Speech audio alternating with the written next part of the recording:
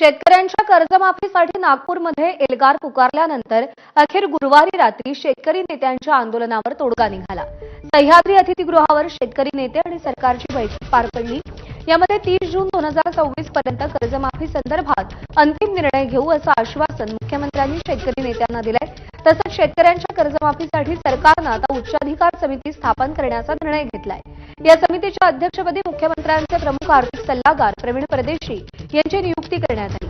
विशेष म्हणजे बैठक सुरू असतानाच सरकारनं उच्चाधिकार समितीचा जीआर जारी केला। कर्जमाफीसाठी समिती सरकारला शिफारसी सुचवणार असून येत्या 6 महिन्यात समितीला अहवाल सादर करण्याचे आदेश सरकारनं दिले।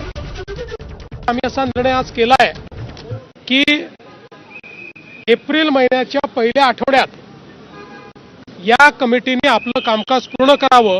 कर्जमाफीच्या संदर्भातला जो निर्णय आम्हाला करायचा आहे तो 3 महिन्यात म्हणजे 30 जून 2026 पूर्वी करण्याचा आम्ही निर्णय केलेला आहे।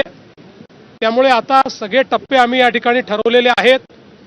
सगळ्या नेत्यांशी आमची चर्चा झाली, अतिशय सकारात्मक चर्चा झाली। त्या चर्चेमध्ये त्यांनी देखील याला मान्यता दिलेली आहे। आम्ही तारीख घ्यायला आलो होतो, तारीख आम्हाला भेटलेली आहे। मुख्यमंत्री उपमुख्यमंत्री दोघांनी, एकनाथजी शिंदे असेल, अजितदादा असेल आणि मुख्यमंत्री स्वतः यांनी सांगितलं का आम्ही जे दिलेला शब्द आहे तो 30 जून 2026च्या आत कर्जमुक्ती झाल्याशिवाय राहणार नाही।